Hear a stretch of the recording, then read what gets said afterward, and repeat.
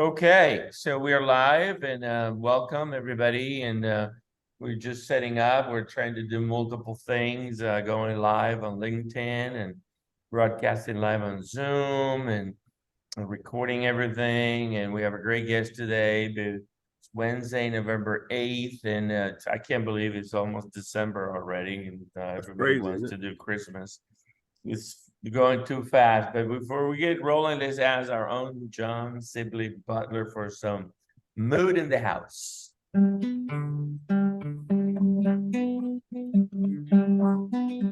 Photographs and memories,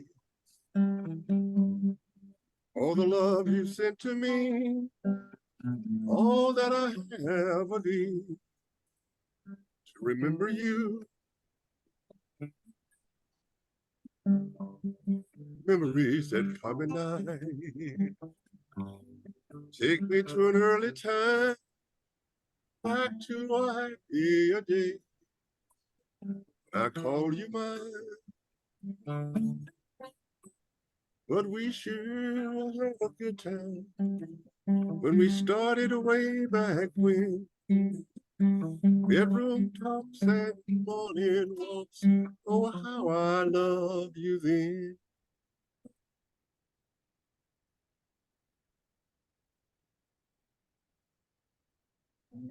All right, Johnny, good job. So John Butler, the world is in holiday mode, perhaps. You and I are not. A lot of stuff going on. We have a great guest from one of the thriving cities in the technology innovation corridor of Texas. That is Texas growing faster than fast, and a lot of propositions were approved, and a lot of stuff going on, investments. What's going on? Well, you know what's going on is from an observation point of view. Sometimes many things happen around the world. You see it on the news and it moves on. The things that's happening now around the world, they're a constant reminder on the nightly news that they have not moved on.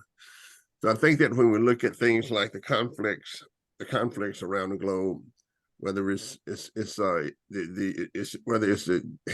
to do with Israel or whether it has to do with Ukraine, then they just don't seem to move on.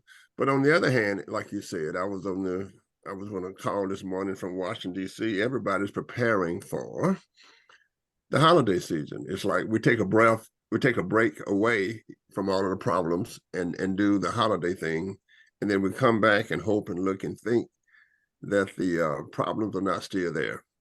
But then the regular stuff like the economy, interest rates, I think that interest rates have had an interesting effect, a devastating effect on real estate and real estate projects. As you know, the Speaker of the House is a Louisiana guy, Mike Johnson, and had lots of conversations about him from people from Louisiana as we try to find a way forward, in Washington D.C. But the biggest thing I think is when I talk to people, Andreas, is the future of jobs. What will AI do for jobs? What will the movement of industry do for jobs? What's happening to our tech city in San Francisco? I'm friends with the people in the Army Futures Project as we try to get together the technologies that will secure jobs for the future. So there's a lot of talk about the jobs themselves. And of course, what comes with that is the big distinction, the big gap between the wealthy and the haves and the have-nots. So I think there's a lot brewing, in the country, but we've always come alive to solve a lot of these issues. And to add to all of that are the immigration issues that the country is dealing with. In terms of there are so many great people who found companies and do great things, become engineers and go to college in America. So as we deal with the immigration issue, we must realize that we were always a country of immigrants, and immigrants' kids on the average outperform others in school and that kind of stuff. So it's a lot of stuff to talk about. In addition to my LSU Tigers lost to Alabama, so that's it.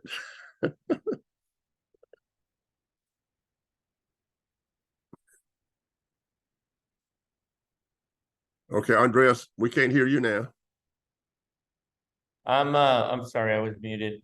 Yeah. I'm happy to report that Proposition 5 passed in the election yesterday. In that proposition was a 3.9 billion seed fund to create a ongoing annual disbursement to 4 systems for 4 universities: University of Houston, Texas Tech, um, um, Texas State, and I forget the fourth one.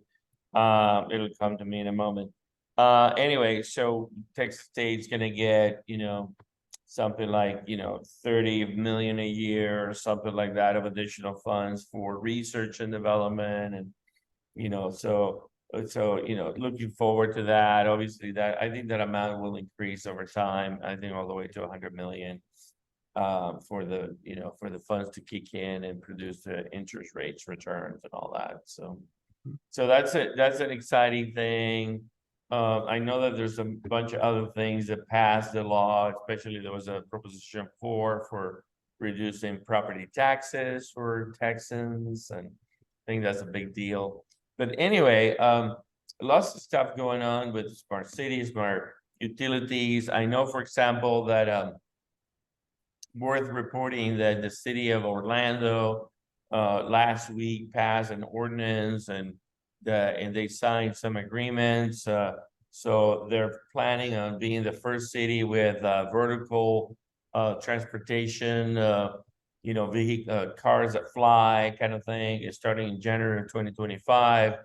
Curious if the city of San Marcos is planning anything like that. But it seems to be like, there's so much going on. And John, you and I are in the middle of all kinds of smart city projects, smart utility projects, transportation. I mean, it's nuts, right? So we're excited to have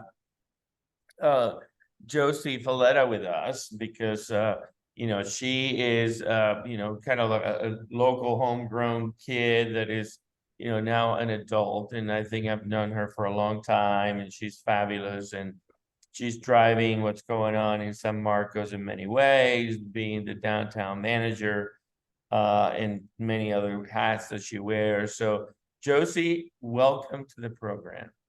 Thank you so much for having me. How are you? Tell us what it is that you do. Tell us about your job. Tell us about the city of San Marcos. Tell us about what's going on. Yes.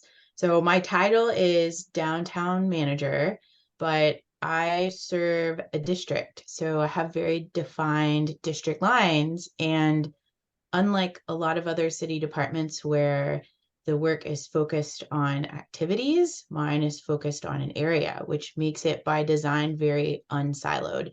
So I learn a lot about all different types of things relating to downtown. So it's our job to promote downtown and bring visitors. It's our job to make sure that our businesses have the resources that they need to be successful.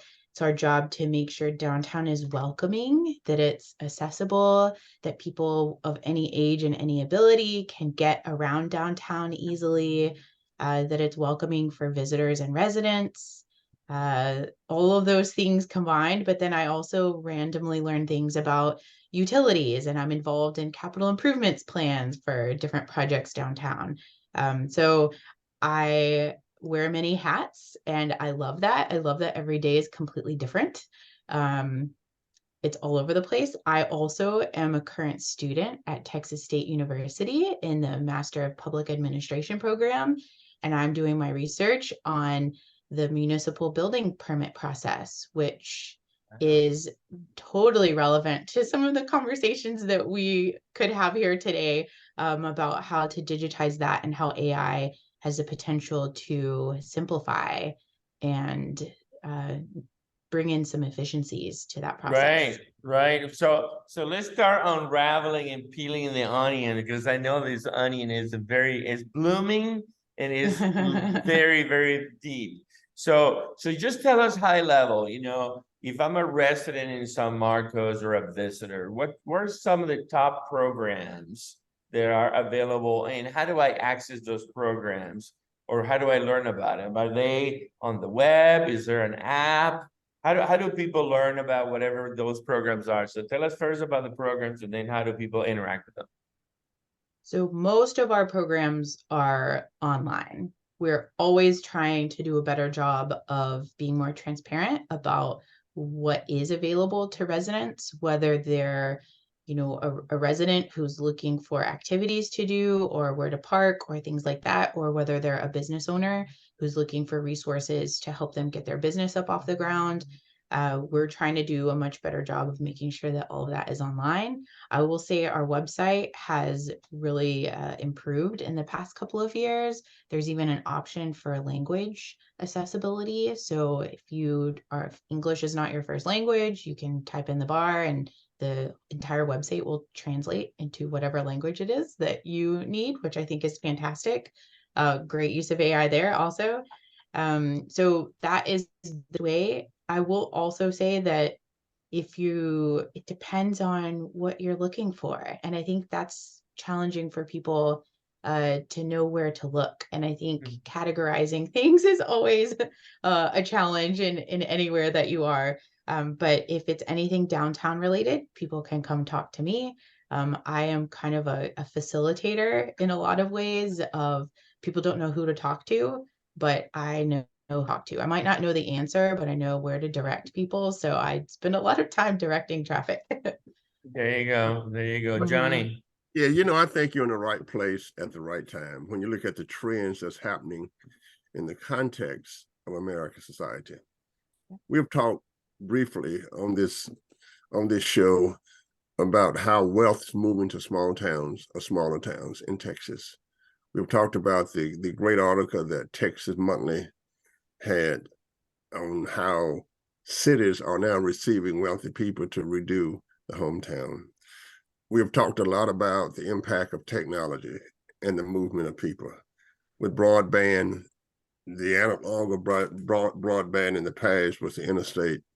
All of the enterprises therefore line up on the interstate. Now with broadband, the interstates are no longer necessary for business enterprise. But more importantly, we've talked about how the contribution for your hometown must contribute to Central Texas. So I just want to know, how do you think about all of those people that's moving, business enterprise, the impact of broadband, the impact of AI, and the latest statistics on Austin, for example, and other cities, is that people are moving away. There's a trend where over 7,000 people have moved away from the cities to, quote, developing cities or smaller cities around them. So when you sit around a table with all of the planners, you got everybody coming to your place, San Marcos. How do you think about the world? I think it's a really exciting time, especially as somebody who grew up here. Like I really grew up in a town where I rode my bike through downtown as a child. It wasn't as busy as it is today. Like I think things have changed a lot, and I think that's really exciting.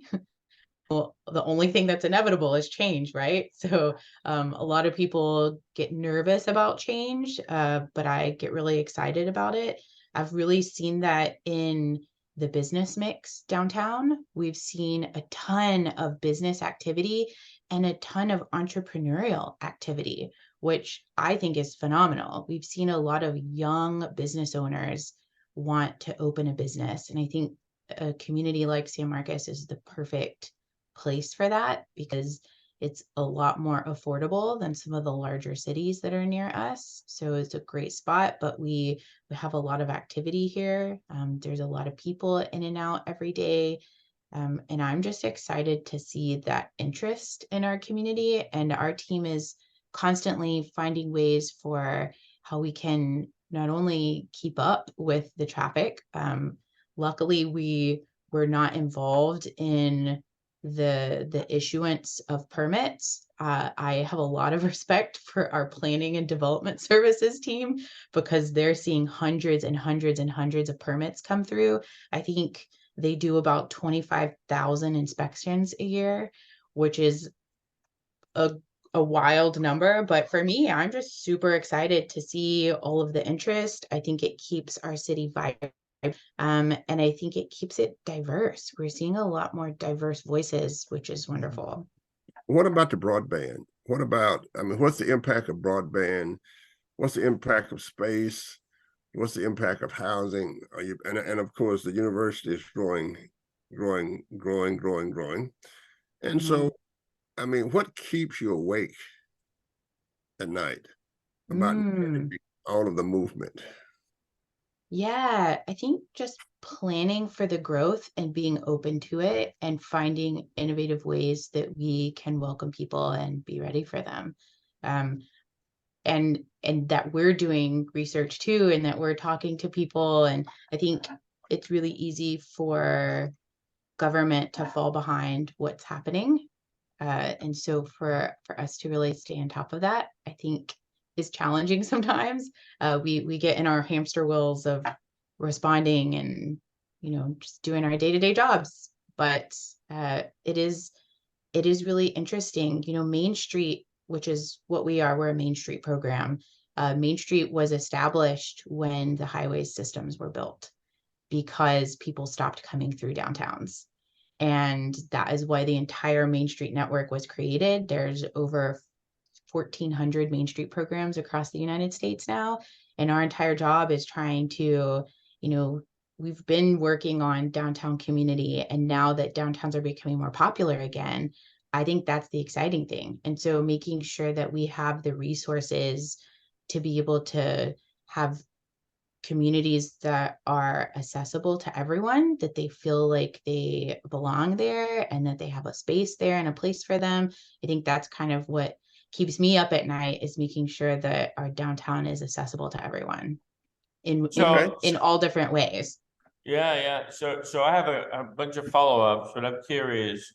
I was, I live in Austin, I live in Kyle, I spend a ton of time in San Marcos.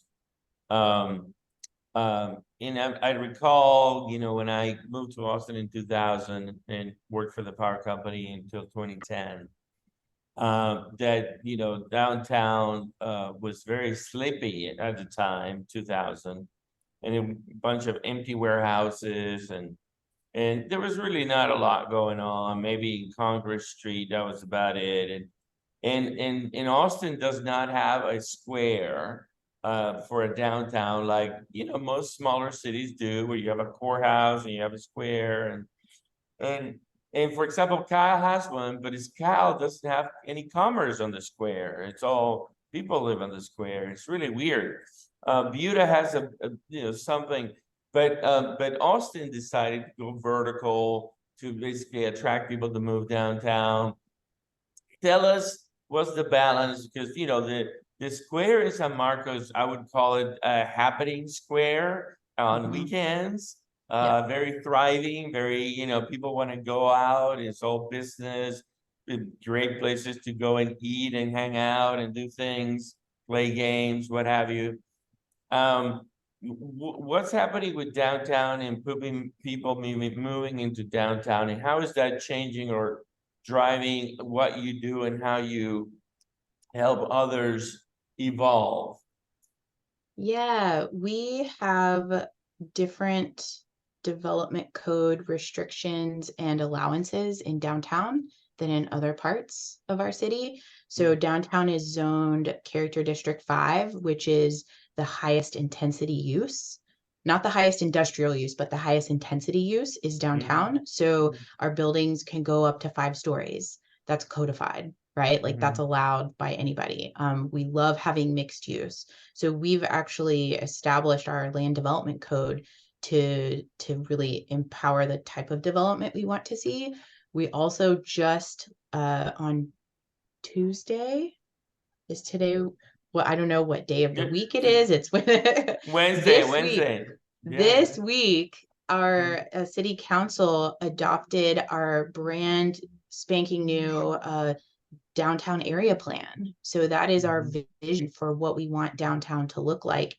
and it's a planning document that we've been working on for over a year now. So that also has really specific recommendations for what type of development that we want to see downtown. And we want it to be dense.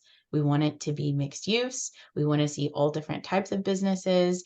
And we're already seeing the impact of that. Our police department told me in 2019, I'm sure these numbers have fluctuated a lot after the pandemic, but as of 2019, any Thursday, Friday, or night, we could see anywhere from 6,000 to 8,000 people in our downtown enjoying the nightlife. So for a city our size, that creates a lot of challenges in terms of maintenance, right? Like we don't have a really, like, for example, in Austin and San Antonio, they contract with a company called Better Block, who does all of the street sweeping and the cleaning and all of that. So for our size, just kind of adapting to some of those increased maintenance needs because our city is becoming so popular has been an enormous challenge for us. And we're using GIS tools to kind of adapt and track and do work orders. And, we're kind of cobbling things together in-house to try and address some of those challenges that we're seeing. But it is all really exciting, but we're trying to figure out, okay, with the resources that we have at hand, how can we adapt to some of these challenges? Now, let me just say, at one time it was the ordinance, you could not build a building in Austin that was taller than the Capitol. Right. Yeah. Now the Capitol is just there. But let me ask you this: in terms of how you manage the city and the smartness of the city, that is everything, all of the indicators, all of the data that's available from sensors. How do you see that changing the management of your job, where you can literally sit behind a desk and look at the number of people who come and go, manage where they are, open up, close roads based on the movement of automobiles, look at the red lights, what needs to be changed, look at the entrance from I-35 to the city. How far is San Marcos along on the smart city concept, where you can really manage things digital? It depends on the department because of their different functionalities, but we're already moving that direction in a lot of different areas. So in our traffic, for example, they manage a lot of our traffic signals remotely. They can do that remotely. They can change the signal timings. They can change the crosswalk timings remotely. They can see the traffic counts. They have to physically go out sometimes, and I think that's an area where they're improving in. But I do know that right now they can change a signal timing on an intersection from a desk, which is fantastic. And we have made adjustments when we're looking at things like pedestrian safety. For example, we wanted to alter some lead pedestrian intervals, and we went out and we did some, on-site trial and error, and then they changed everything from a computer. These things are they're very, very interesting, because we're looking now that the data that we have, a right turn on red might be a bad thing given all of the people that's been hit. But let me just follow that up with the idea of what we talk about on this program, the electric grid, and the demand that the electric grid would put on San Marcos, whether it was electric cars, people moving in, subdivisions, and all those kind of things. How do you measure, or how do you keep up with the metrics for the movement of people and the use of electricity? I honestly don't have a lot of involvement in that. That would be our utilities office. I don't know a lot. I do know that this is related, but a little off topic, but with electric vehicle charging stations, like we're planning for that, applying for grants so that we can more of those downtown, especially the quick charging stations. San Marcos was selected as a priority just because there aren't many of those quick chargers between Austin and San Antonio. So we're looking at that. I honestly don't have the knowledge base to really dive in with you on the electric grid, but I do know that it's something that we're planning for, because we don't want to be left out. If someone is, I look at it from a tourism perspective. If someone is driving between Austin and San Antonio and they need to stop and charge, I want to make it as easy as possible for them to come to downtown San Marcos and charge their car while they go and grab a coffee or lunch or whatnot. Yeah, so I have a couple of follow-ups.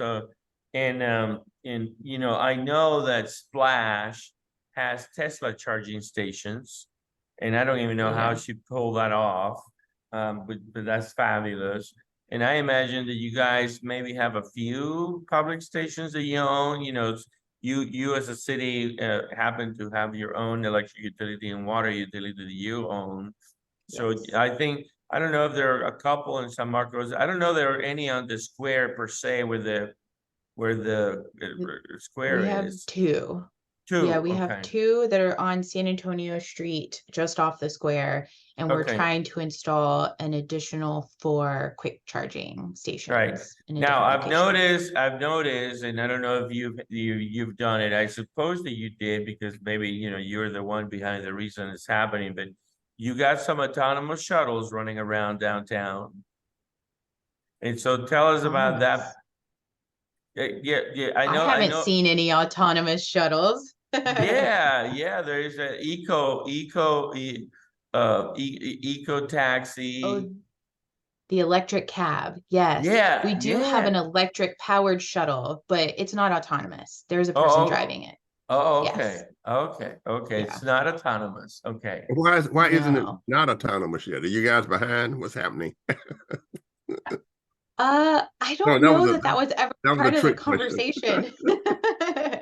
Yeah. Yeah, we do have an electric shuttle. That was an initiative by one of our volunteer boards and commissions, the Parking Advisory Board. So we have an entire board that focuses on parking initiatives citywide, parking and multimodal initiatives. And that was one of their concepts, was to have an electric shuttle to move people around, because we have parking, I would say, parking Is it, perception is, challenges. I don't think there's parking problems. I think there's a parking perception problem, which in any city, any size, we will always come back to parking. So, but to right. help with the flow of people back and forth, we have some satellite parking lots that the shuttle is intended to bring people back and forth to. Yeah. Got it. Now, speaking of parking, are there any plans on going vertical with a 2, 3, 4-story parking facility only?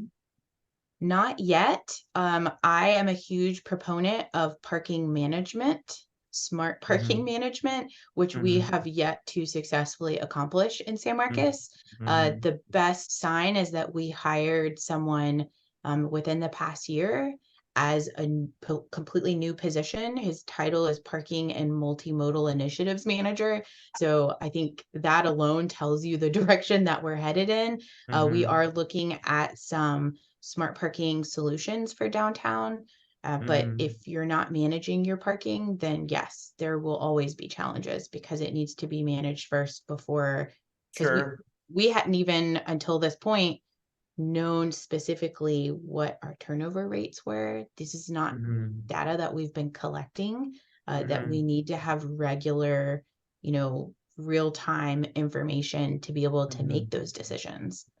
Now, And then the oh, other go ahead. thing real quick, it's a perception, don't know if it's true or not. I'm gonna ask you because I'm curious.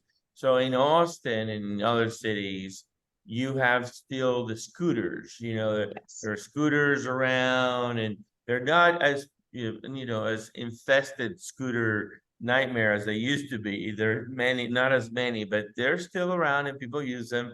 I like to use them when I go downtown. Do we have scooters in San Marcos?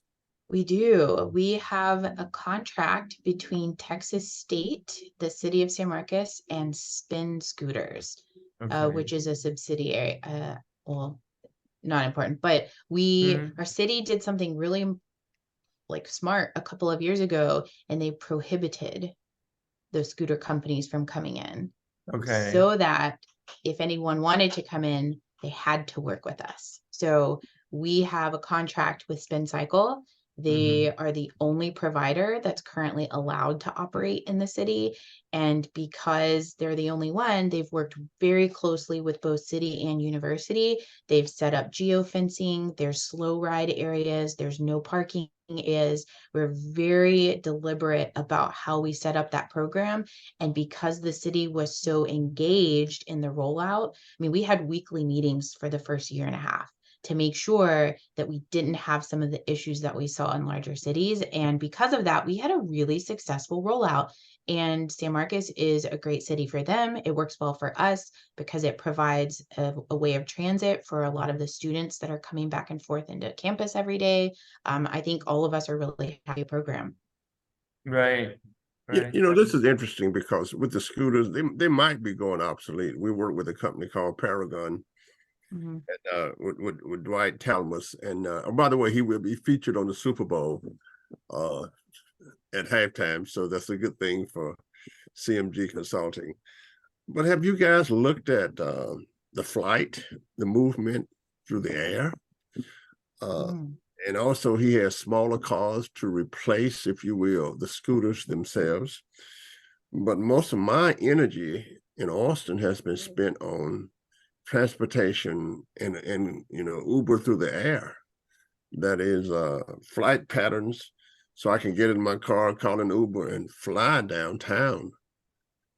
Have you guys come to that kind of situation yet? I have not really heard much mention of that. Um, I Wow. haven't really heard that at all. Yeah. I know that that is something that a lot of communities are thinking about, and a lot of tech is moving towards that direction. But I've not heard any mention of it Yeah. here. Yeah, yet being the It'll word. come. It'll come Yeah. before you know Let it. me put a follow-up. How do you interact with Texas State for their technology? How does San Marcos interact with the technology that's being developed at Texas State University for job creation Mhm. and understanding new business models for the future? We have a lot of partnerships. I would say that the partnerships are from ground up instead of from the top down. Although I'm sure our city management team meets with leadership at Texas State on a regular basis. I know they have monthly meetings. But even just for me, for example, I usually partner with multiple classes per year, whether they're undergrads or graduate students, to do research for downtown. And I function as their client, and they work with us, and we give them real challenges that we're facing as a downtown. And they go out and do research, they do site visits, and they come back to us with recommendations. Mhm. Wow, because you know Okay. the way cities grow is staying, as you know better than I, on top of innovation and Mm.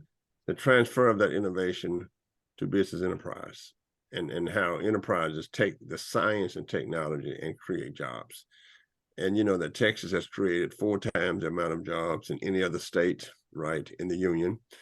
And basically, it has done that through not only the redefinition or the reimagination of corporate America, but also by starting their own companies. So Mm. in days gone by, you know, Southwest Airlines is a Texas, you know, startup. Dell Computers is a Texas startups. Whole Foods is a Texas startup. National Instruments is a Texas startup. So I was always saying that if you look at all the contributions, whether it's what Rice has done in Houston with their Rice Alliance, what the University of Texas at Dallas is doing now, you know, with all of their technology transfer, that you're in a unique situation there with Texas State to grow from the knowledge and know-how of the university and the science and technology that the research provides at the university.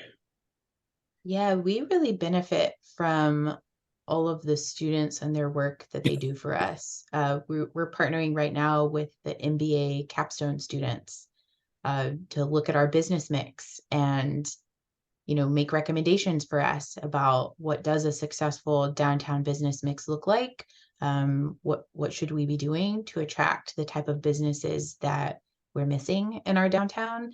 And I learned something every time. It's really rewarding, I think, for both groups to give them the real tangible challenges that aren't an academic exercise, but they're a real problem that we need real answers to. And getting them to think creatively about it, I think, has been pretty phenomenal. Right, right. So tell us real quick, other things that I'm curious about. So do we have any robots running around downtown delivering anything? No. I have yet to see them. The word Okay. yet, we'll see it again. Yeah, right, right. Do we have any sort of incubators or more workspaces, or what is the sort of the scenario of people wanting to live downtown, work downtown, do the startup thing downtown? I know the Splash is downtown. Is that the only one? Are there others? Are there others coming? Splash is the only one so far. It's our downtown co-working space, Splash Co-working. They've been phenomenal. They opened in 2020. Mhm. No, yeah, 2020 or 2019. It's been a couple of years since they've been open.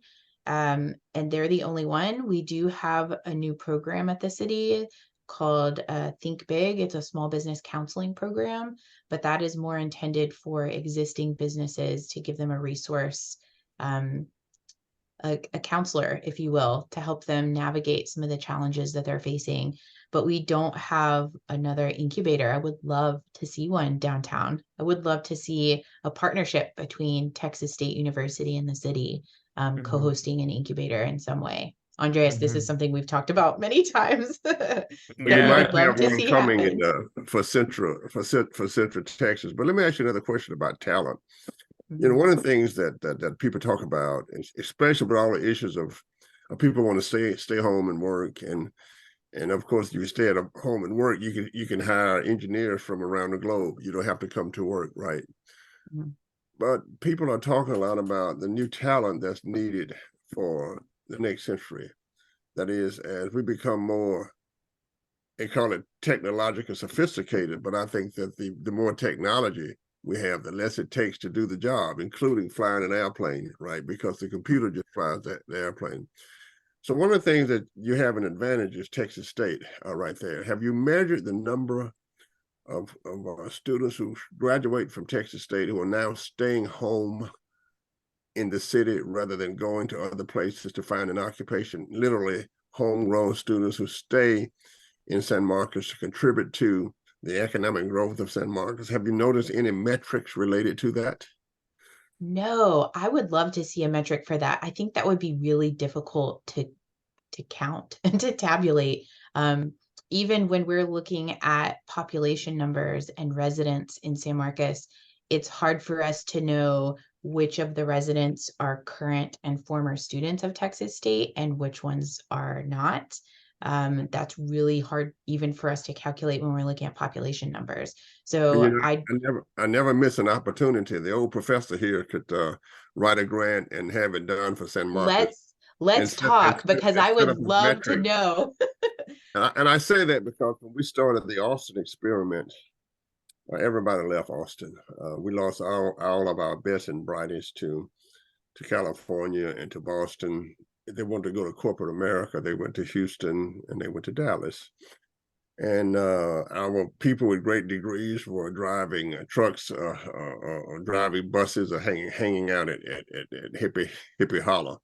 And then we did develop the metric along two ways: who stayed, but more importantly, who came back to start a company. Yeah, I Because will say that a lot of our new businesses that are opening, we've seen incredible business growth in downtown. A lot of the new business owners are current or recently graduated students of Texas State. A lot of them, like an overwhelming number. and that is a great thing. And I think that's a great metric for the mayor to have. That's a great metric for the university to have. Yeah. Because as we all compete for talent, if you will, the Mhm. question is always the question is how do you keep homegrown talent at home to grow the economy? And we know, for example, if you look at the great economies in the last 40 years, it started out in Boston, and it went from Boston to Silicon Valley, from Silicon Valley to Austin, and now they're developing in Denver and Southern California, but the formula is all the same, right? Put science and technology at the very, very top of the economic paradigm.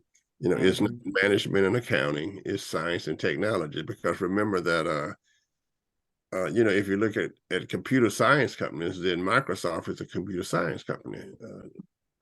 Southwest Airlines is a science of flight. Pharmacy companies come out of the science of pharmacy. And so when you understand that, then all of the other stuff really, really follows behind. And what that means then is all of a sudden you have not only your best and brightest staying, but your best and brightest from other places coming back to enhance the economics of the region. So in the Art of America that was done with Kosmeski, we brought a lot of engineers back. We brought a lot of business people. We created the ecosystem where people could actually launch a company. When Houston had its downturn in the 1980s, Rice University stepped up with the Rice Alliance that concentrated on startups, although Houston still remains more of a corporate city. So I think that what you're doing there, when you look at your planning and you look at what CMG could do, if you will, to actually where things are going, then you draw it out and keep science and technology at the forefront and develop new companies that we have never thought about. Because I can tell you this, Andreas, the bio companies will make the computer science companies look like an ant in the future. Right. We're just learning about. So we'll know, for example, somebody would say, well, I want my children to look just like that, and unfortunately, they're gonna all want to look just like me. But that's going to be an issue, I think, and that'll be a business. That would be a business. Andreas would get a headache in the morning. He'll walk to his wall and touch the wall, and a medical doctor will come on and say, "What do you have?" It'll be there at your fingertips. All of these are enterprises that we have not seen yet, but we must imagine them. And of course, the big one is transportation and energy. Yeah. So I'm curious, Josie. Let's fantasize. Let's see if we can get some ideas from you. And I'm looking at, you got, some folks paying attention. So, do we have smart street lights downtown? No. Wouldn't it be cool? We have traffic lights. We have smart traffic lights, but not smart street lights. Yeah. Okay. Wouldn't it be cool if we had smart traffic lights and sensors and all this stuff talking, and the 8,000 people maybe would know where the party is next or what's going on, don't go to Chimmy's, it's full, go to the next thing, whatever. Yeah. So I'm saying all these things to get you going. So what kind of applications, what kind of things would you like to see happen that are needed for downtown? If you were God for a day and you could decide, we want this, we want that, we want that. What are some of those ideas in your head?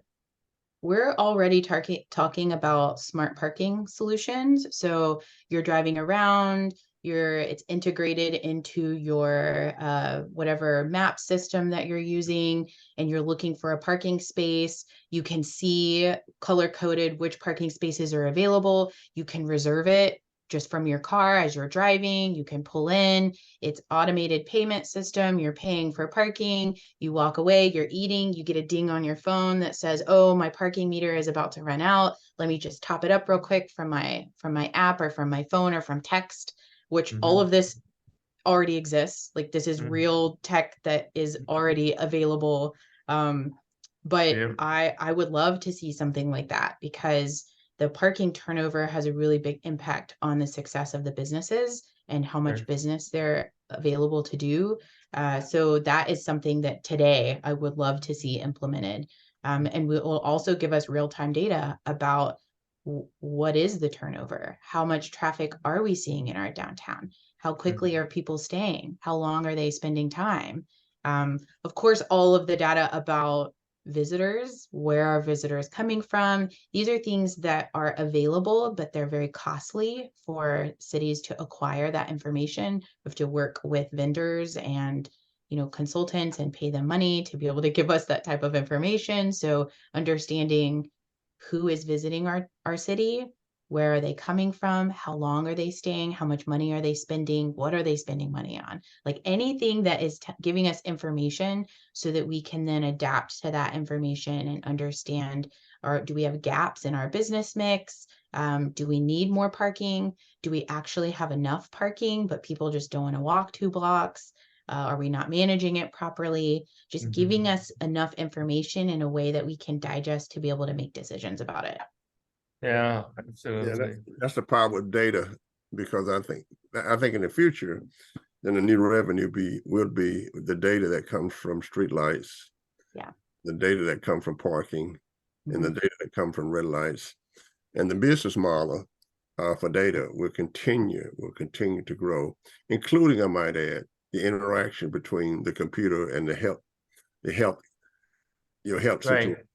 So all of that will be interactive. It will be all, but we have to have people to start those kinds of enterprises. Yeah. I think they're happening now.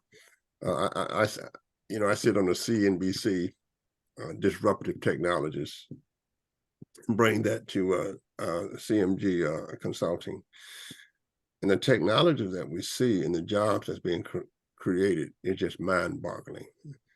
And what I see in terms of talent is that we're being driven back to what I call the core disciplines, driven back to engineering, driven back to mathematics, driven back to statistics, driven back to biology, driven back to pharmacy, to understand lots of stuff. So I think that it's pretty interesting.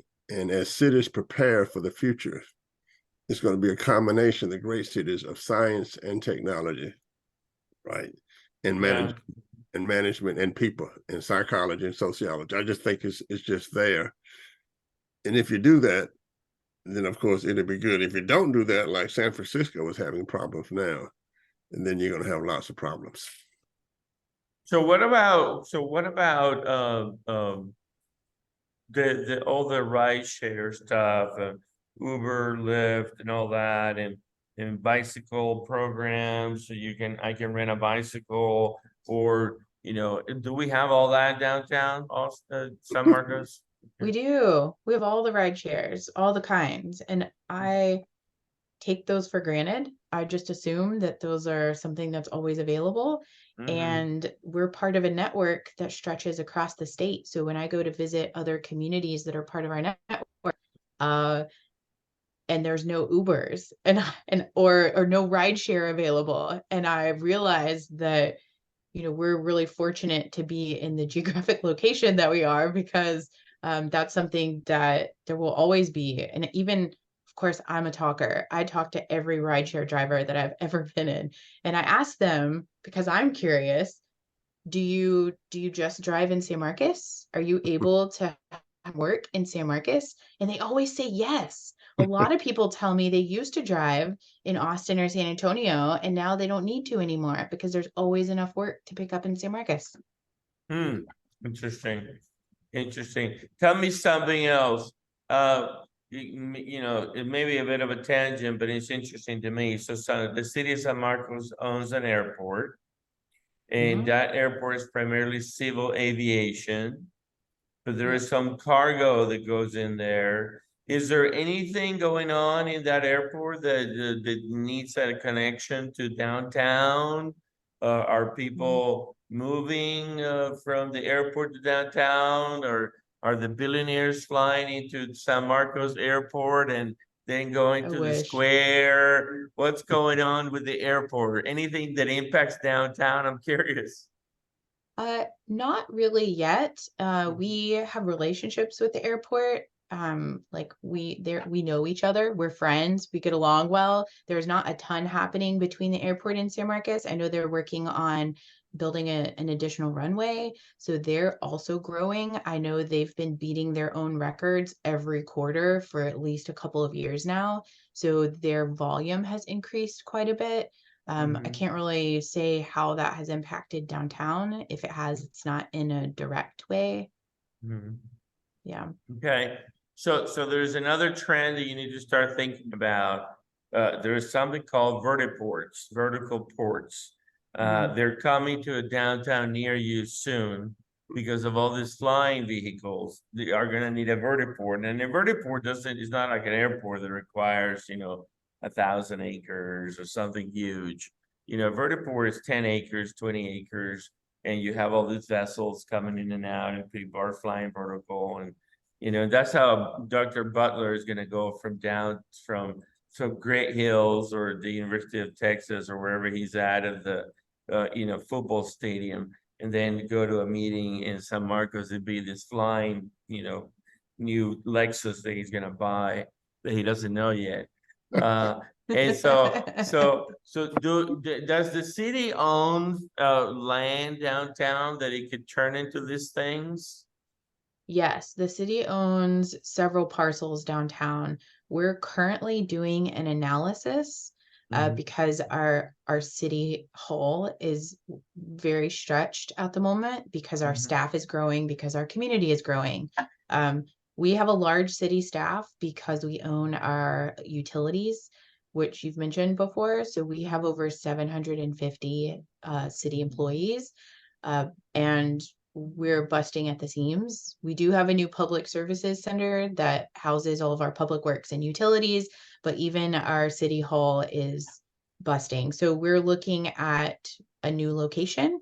There's been interest in locating City Hall downtown. So that is something that we're analyzing currently, is the acreage that's available in our downtown and how much space we as a city would need as we're growing. But we also own the land that our city hall is on currently. So those are, future thinking decisions that our leadership are looking at right now because they know that we're growing and we're trying to figure out how can we be prepared for that.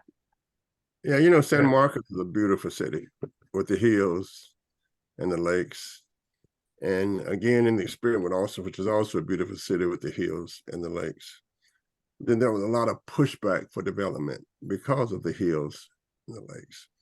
So have you run into any of the relationship between the beauty of San Marcos and the hilliness and Texas State is absolutely gorgeous with the old main building sitting there. Do you get pushback from the people who have been living in San Marcos a long time about what's going on in the city, and how do they manifest themselves? Yes, there is a lot of pushback against development. There are a lot of people who want to keep San Marcos the size and shape that it is. They are not interested in zero lot lines or condensed spaces in single family neighborhoods. They want their neighborhoods to retain the same character that they have. And that is really challenging from a development standpoint, especially when you got the real lack of missing middle housing. It really, the most friction is in the housing sector because as we grow out, single family housing doesn't pay for itself. We need to extend utilities, we need to extend services. Those people that are, building on the outskirts of our city, they still expect to be serviced by police and fire and those types of things. And that is really challenging for us financially to be able to do that and not allow for missing middle housing. But a lot of those courtyard cottages, duplexes, triplexes, that kind of thing, they get turned down.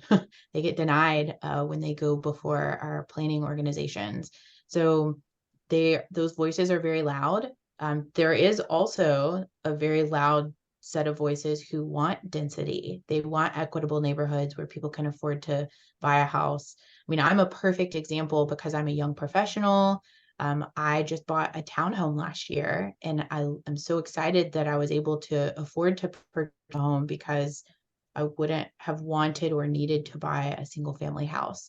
So we're really missing that type of housing in the middle.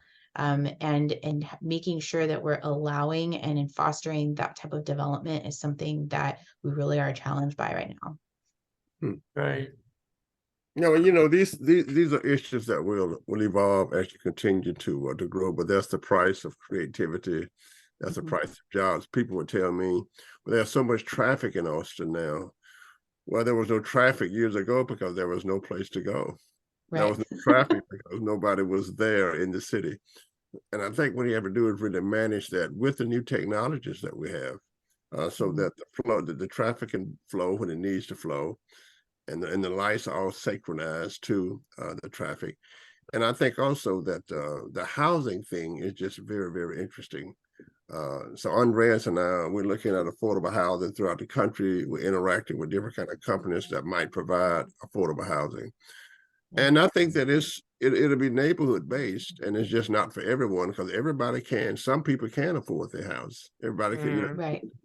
some Yeah. people can afford. So these are interesting things that you have to prepare for with technology and those kind of things. So let me ask you maybe more of a generational question. I think that John and I are a little older than you. Curious about something. So do you own a car? I do. Okay, so you're a downtown manager. You don't live downtown. I don't. I could not Okay, afford to live downtown. it takes you like 10, 20 minutes to get to work. More like 6 or 7 minutes. Okay. Do you see yourself giving up your vehicle that you drive for having access to some kind of autonomous program, a vehicle that would pick you up and drive you wherever you wanted to, so you can be working and doing other In a things other hot than second, Andreas, in a hot second, I would give it up tomorrow. So we haven't talked about this at all, but I lived abroad for 7 years when I was in my 20s, and I lived in huge cities. I lived in Taipei, I lived in Seoul in South Korea, I lived in Melbourne. All three of those places have incredible public transit. I didn't drive for like 9 years and I missed it 0 times. I love not driving.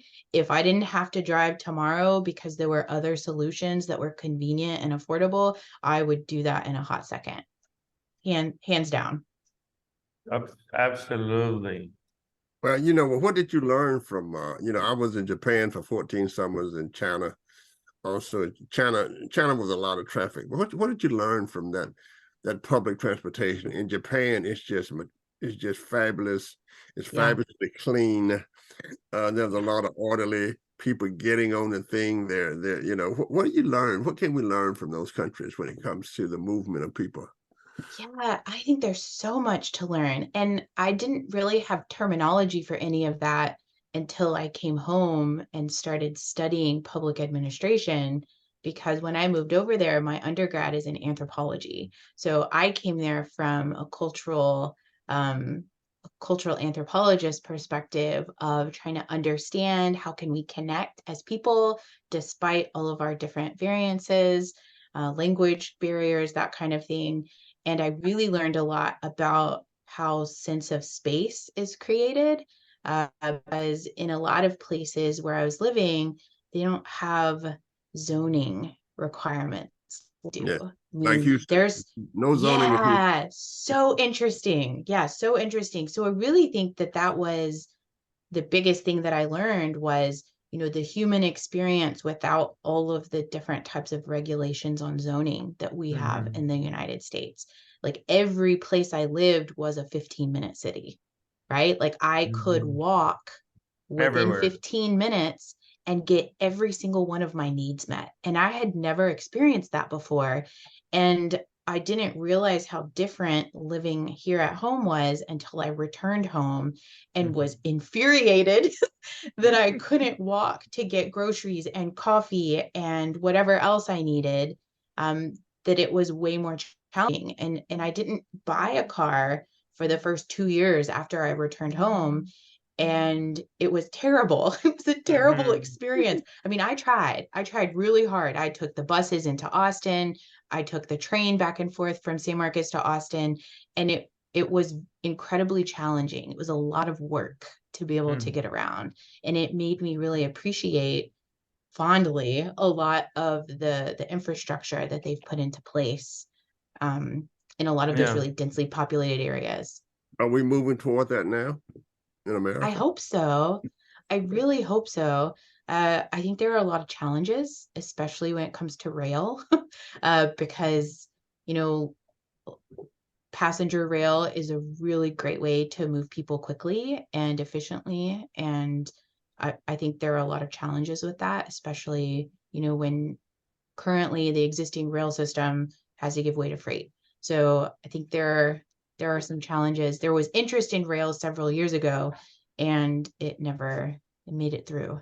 Well, So if we dug up our roads, if you dug up Main Street in San Marcos, there's a railroad track there.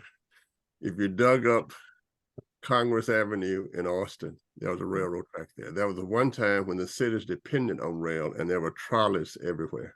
everywhere. Yeah. So we might be going back to the future. Maybe we need to dig up some railroads rather than redo them again, because they are there. Yeah. Yeah, I think there's a lot to be said about the democracy of the street. You know, like streets are for people. I really fondly believe that. Streets are for people, they're not for vehicles. So whatever way that people, because if you look back to streets, they were for carriages, they were for pedestrians. It wasn't so strongly dedicated to vehicles. So I think moving back towards a more democratic street that is shared among all modes of transportation is kind of the way to go.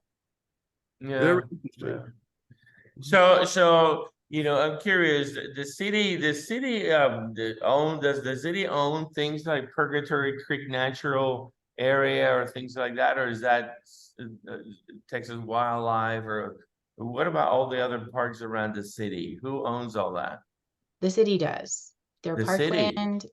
We own over 2,000 acres of parkland. Oh wow. Oh Yeah. wow. Lots of and the proximity of the airport to the city is just fabulous to me. I mean, it's like, man, this is like just the east side of town also. Do you see, you and I talked about this, but do you see, how Austin has the Galleria on the west side by Bee Cave, and it has the Domain, and now the ACC is at the Highland Park Mall, and that's booming again.